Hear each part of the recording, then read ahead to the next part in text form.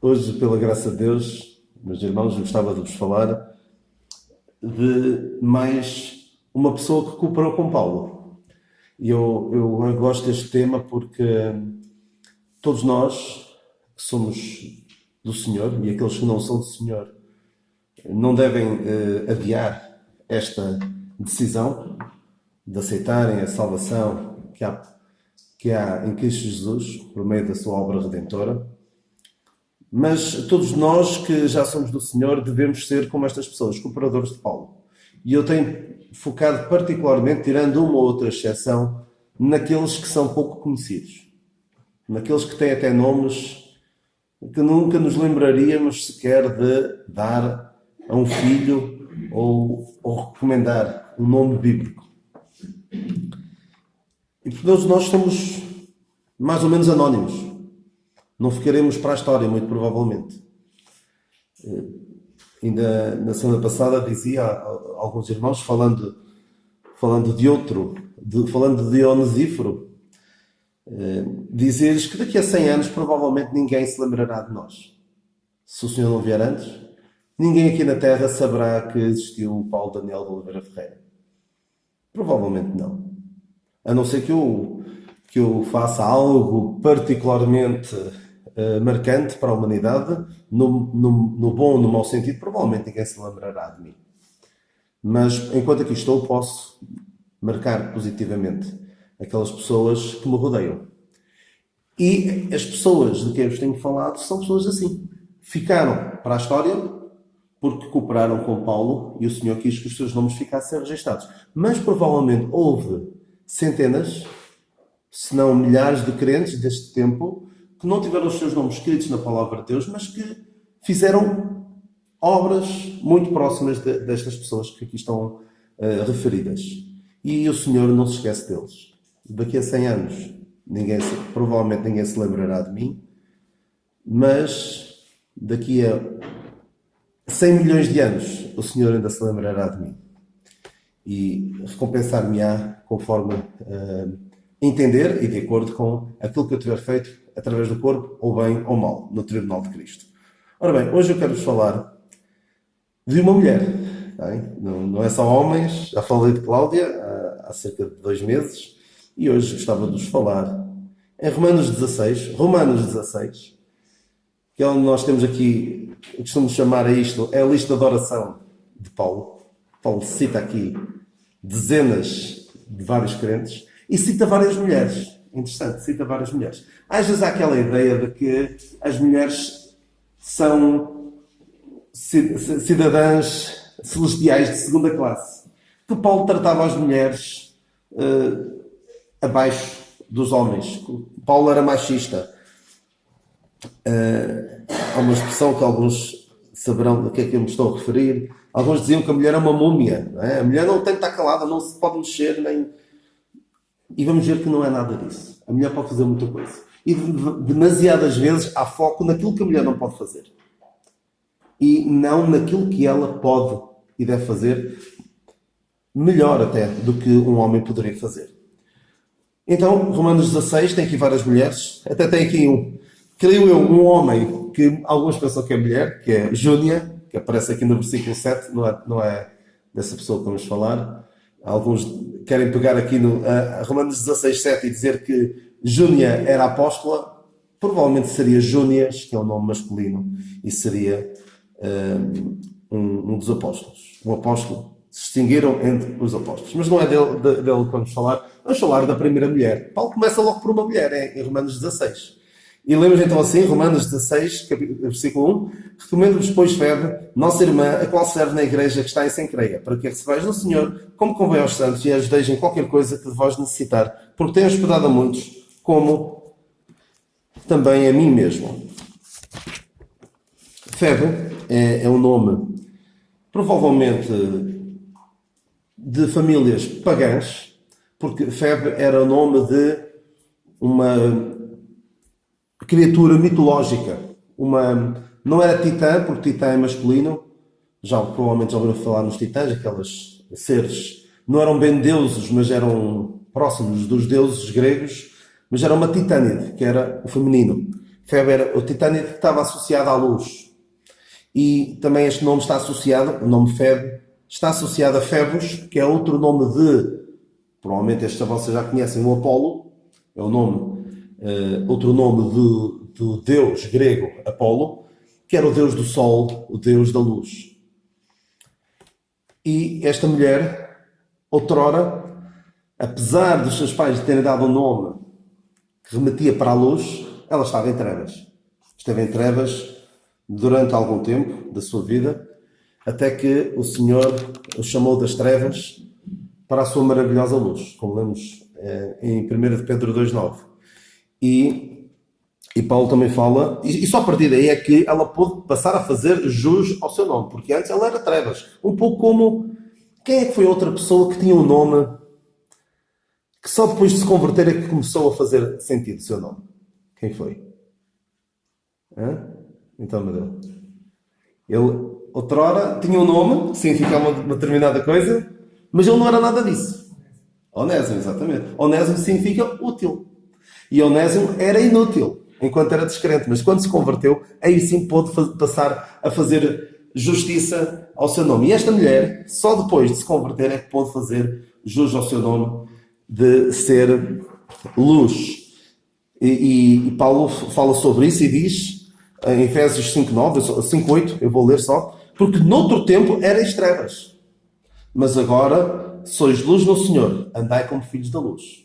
Febe, outrora, Febe que significa luz, outrora era trevas. E agora é certamente o seu desejo e o seu dever, como Paulo diz em Filipenses 2,15, para que sejam repreensíveis e sinceros, filhos de Deus inculpáveis, no meio de uma geração corrompida e perversa, entre a quais resplandeceis como astros no mundo. Agora sim, ela podia fazer tudo aquilo que os seus pais quereriam, mas provavelmente não desta maneira, não servindo a Deus, não sendo uma luz, não sendo luz no Senhor, mas provavelmente queriam que fosse alguém luminoso na religião pagã. Ora bem, ela, como nós vemos aqui, esta mulher Febe, era de Cencreia. Ficava perto de Corinto. E quase me apetece dizer que ela deve agradecer o facto de Paulo dizer a qual serve da igreja que está em Cencreia e não em Corinto. Porque Corinto era uma igreja muito, muito complicada. Mas certamente ela não se importaria se dissesse que é de Corinto, porque nós vemos aqui o espírito dela. O espírito dela não é propriamente que o seu nome fosse honrado, que a sua posição pessoal fosse valorizada, mas sem servir os outros. Já vamos ver isso. Então, Cencreia era ali uma localidade muito próxima de Corinto.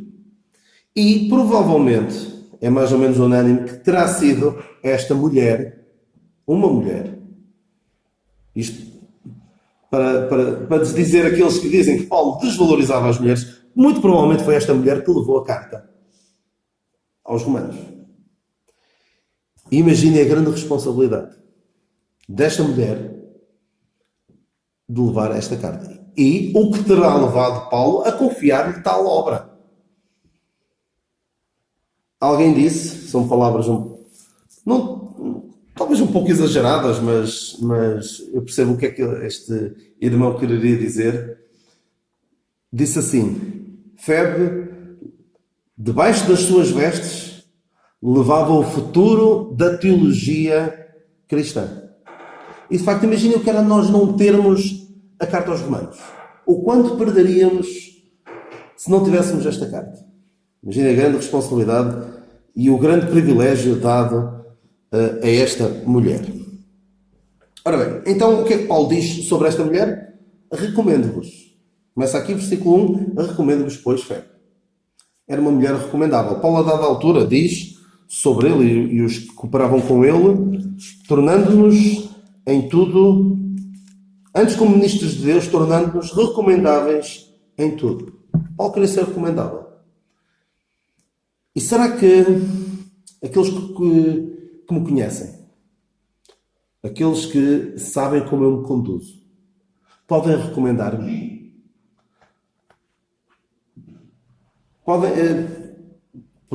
Faz todo sentido quando alguém quer cooperar, que alguém coopere na sua igreja, por exemplo, para pregar, uma possível cooperação, deve primeiro tentar perceber que tipo de pessoa é aquela.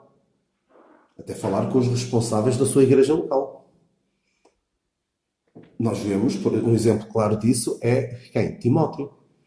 Paulo levou Timóteo como? Apeteceu-lhe, olhou para ele, leva-te a ti, até engraçou com ele. Não.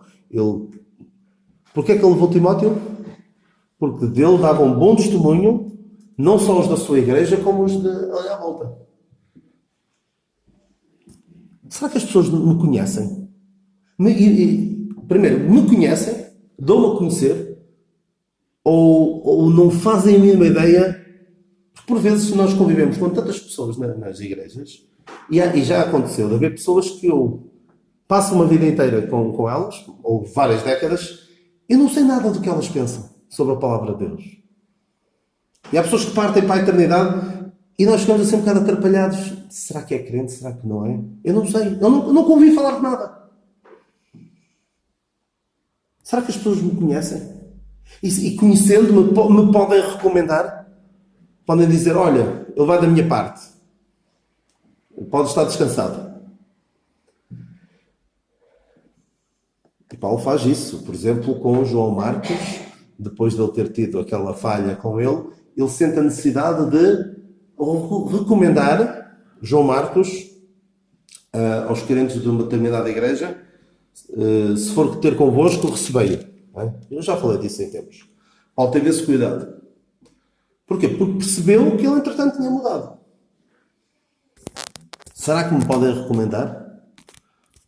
Ou será que acontece como em tempos acontecia quando eu cheguei a ter turmas de ensino profissional? Talvez não saibam, mas o ensino profissional, alguns poderão saber, tem a possibilidade e não só, é mesmo, faz parte do currículo, os alunos fazerem um estágio num determinado sítio, relacionado com a sua área, se for turismo, pode ser numa agência de viagens, se for desporto, pode ser num clube desportivo, e não só, pode ser muitas outras coisas. Se for na área da saúde, numa clínica e por aí fora. Eu recordo-me, estive 2 vezes em cursos profissionais, e recordo-me que às vezes nós tínhamos conversas sobre enviar determinado aluno para um estágio. Porquê?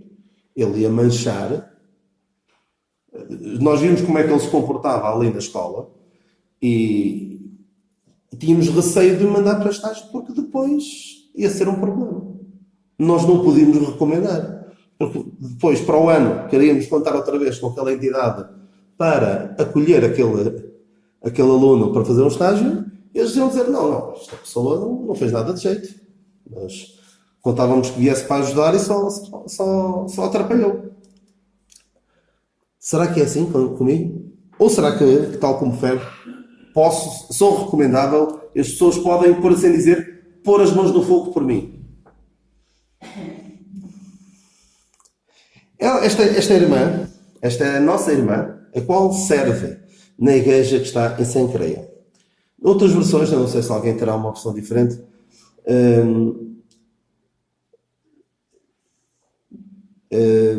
outras versões têm não o verbo, mas têm o nome, a qual é serva, servant, em inglês. E alguns até gostam de pôr diaconisa, porque a palavra no grego até está próxima disso. A palavra diáconos é uma palavra grega e alguns gostam de pôr diaconisa. Mas vendo o que nós vemos aqui de Febe, a coisa que ela menos estaria preocupada seria com o título que Paulo lhe ia pôr. Paulo, escreve aí diaconisa. Ou até, olha, experimenta pôr bispa, ou apóstola, ou pastora, ou coisa assim. Ela certeza que era a coisa que menos lhe preocupava. Era que título ia ter. Não era essa a sua motivação. Não era o seu desejo ter títulos para ostentar, para mostrar. Certamente o título que ela mais gosta é aquele que eu também mais gosto, que é o que está exatamente antes, Nossa Irmã. Nossa Irmã. Isto é o melhor título que se pode dar, e isto que vem agora a seguir, no versículo 2, não se aprende em nenhuma faculdade de teologia, em nenhum seminário teológico, nada disso. Aprende-se junto dos crentes, junto dos irmãos. Imaginem, e atenção, e isto existe, isto que eu vou dizer agora existe. Mulheres que não são sujeitas aos ensinos do apóstolo Paulo e que querem ter cargos para os quais Deus não as designou. Acham que Paulo algum dia escreveria isto? Recomendo-vos a bispa Febe, a qual lidera o Santuário de Libertação Espiritual em Sencreia. Escreveria isso? Poderia recomendar? Não recomendaria. Mas infelizmente há muitas mulheres a fazê-lo. Eu estou aqui a dar o nome Santuário de Libertação Espiritual, já ouvi falar Santuário dos Milagres e outros nomes assim mais pomposos. Isto não é bíblico. Nada disto. Bispa, liderar. E estes nomes todos pomposos, não há disso na Bíblia. Isso não é linguagem bíblica. E como diz o apóstolo Pedro, se alguém falar, fale segundo as palavras de Deus. E quero mais um pensamento sobre ainda isto, sobre o servo na igreja. Na Bíblia, nós não lemos sobre os crentes assistirem na igreja. O que é bíblico? Se tu estás numa igreja, o que se espera é que tu sirvas. Não é ir lá, sentar e estar à espera. Olha, eu quero ser servido. Ser servido é num restaurante ou noutro sítio qualquer. Aqui na igreja, a nossa função enquanto crentes é servir. Servir-nos uns aos outros. Eu estou a prestar um serviço, penso eu, a vocês. Mas há outras formas de servir. Infelizmente, e contra mim falo também, a vida de igreja tem se tornado cada vez mais, pouco mais do que virmos aqui, cantarmos alguns cânticos, onde nós expõe a palavra de Deus, e pouco passa daí. Mas a vida em igreja deve ser muito mais. E nós vamos ver o que é que ela fazia, como é que ela servia. A qual serve na igreja que está em Sencreia. É esta a minha denominação. A denominação bíblica não é dos irmãos, batista, pentecostal, presbiteriana. Isto é tudo invenção do homem. Tudo. Alguns que, por exemplo, vocês aqui, não é denominação, no sentido institucional do termo, não é?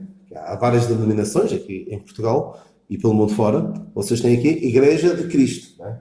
E é bíblico. Mas, provavelmente, o mais bíblico de tudo é a Igreja que está em. Isso é a minha denominação. A minha denominação é que está em. Não é batista, não é dos irmãos, não é evangélica, não há aqui nada. É a Igreja que está em Sencreia.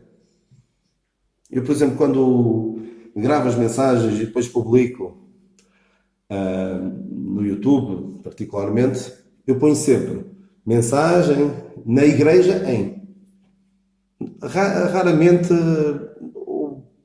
conta-se pelos dedos de uma mão as vezes em que eu não pus dessa maneira. Igreja em. Mesmo que lá diga igreja evangélica, mesmo que eu diga, para mim é igreja em. Isso é que é bíblico. Então, e vamos continuar. Tudo o resto é invenção do homem. Todos estes nomes, e nós devemos procurar afastar de qualquer destas designações que não honram o nome de Deus.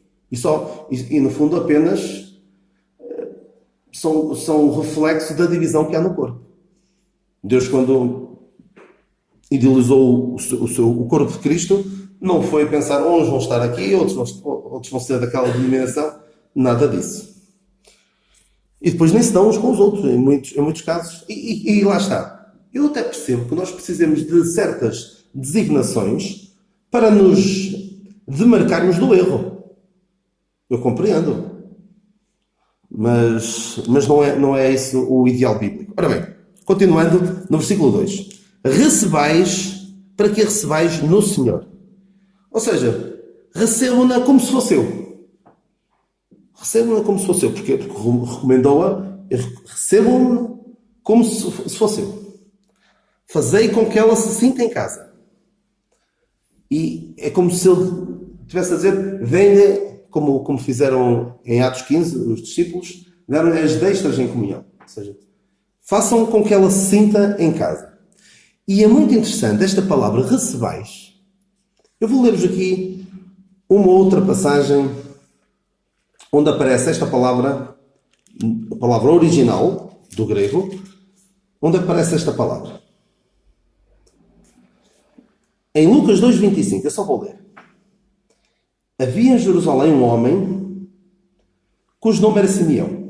E este homem era justo e temente a Deus, esperando a consolação de Israel, e o Espírito Santo estava sobre ele. Se calhar ficou a pensar, onde é que está esta palavra? O recebais. Onde é que está? É o esperando. Esperando a consolação de Israel. E é a mesma palavra que depois aparece em relação a Ana, nesta mesma passagem, que aparece de José de Arimateia, que esperava o reino de Deus. Os discípulos a caminho de Emaús que diziam que esperávamos que fosse este que remisse a Israel. E penso também aquela que, esperando a bem-aventurada, aguardando a bem-aventurada esperança. É a mesma expressão. Ou seja, o que é que eu tiro daqui?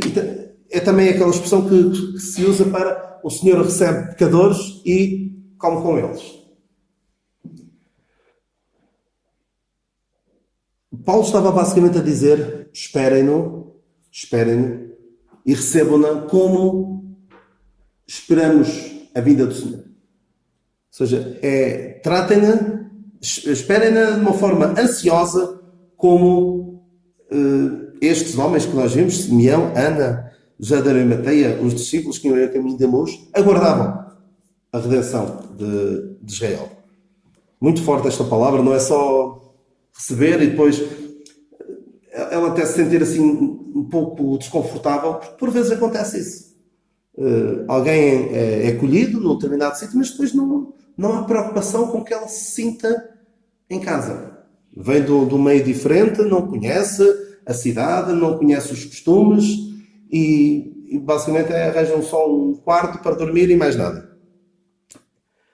E ajudeis em qualquer coisa que de vós necessitar. Já agora, esta palavra do recebais é a mesma palavra que Paulo usa depois para Epafrodito.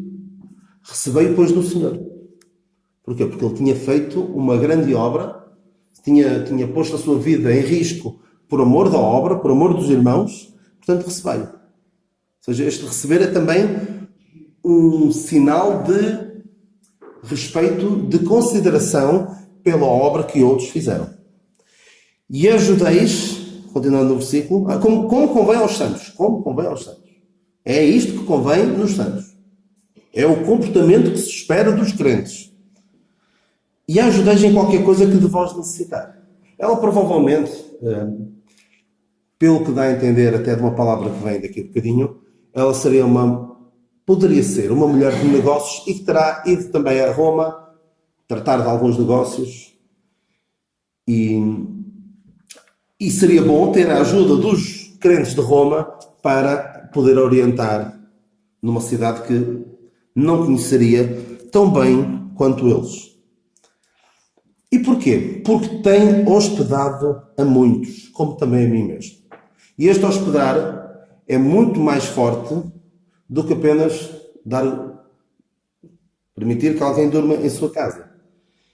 A palavra aqui, no grego, dá a ideia de alguém que socorre, alguém que auxilia, uma benfeitora, uma patrona, ou seja, um mecenas, uma pessoa que provavelmente devido ao seu estatuto social, ao seu estatuto até financeiro, conseguia ajudar a muitos. E Paulo, possivelmente até quando esteve ali na zona de Corinto, esta mulher tê-lo-á não só hospedado, mas também ajudado do ponto de vista financeiro quando era preciso. E nós precisamos de pessoas assim, porque isto também é um dom, não é? Entre aqueles dons todos que Paulo fala em 1 Coríntios 12, ele fala, eu não sei de cor, meu Deus, ajuda-me, apóstolos, profetas, doutores, milagres, dons de curar, e a seguir, socorros. Ou seja, nós precisamos, é uma forma de servir na igreja. Não é só andar a dar dinheiro, não é? Olha, pega lá dinheiro para ti. Não. Estar atento às necessidades dos crentes. Ter olho para isso. Eu admito que não sou grande coisa nesse aspecto. Deveria ser mais. Mas um pastor deve ter essa percepção. Um pastor, não de título, mas de vocação e que faça o trabalho de um pastor, deve estar atento às necessidades. E quando vê uma necessidade, não vai dizer à igreja, olha, vamos ajudar aquela pessoa. Pronto, vai mesmo ela. Ajudar a socorrer. Porque quando há um problema, por vezes, na política faz isso, há um problema e vai-se marcar uma reunião para daqui a uma semana para decidir o que é que se vai fazer em relação àquele problema. Mas aquele problema é urgente. E por vezes os socorros têm de ser na hora. Esta mulher muitas vezes socorreu alguns. E não esteve à espera que alguém tomasse a iniciativa. Foi ela. Um pouco como eu vos falei já há uns meses de Onesíforo. Onesíforo ouviu dizer que Paulo estava doente, estava preso em Roma.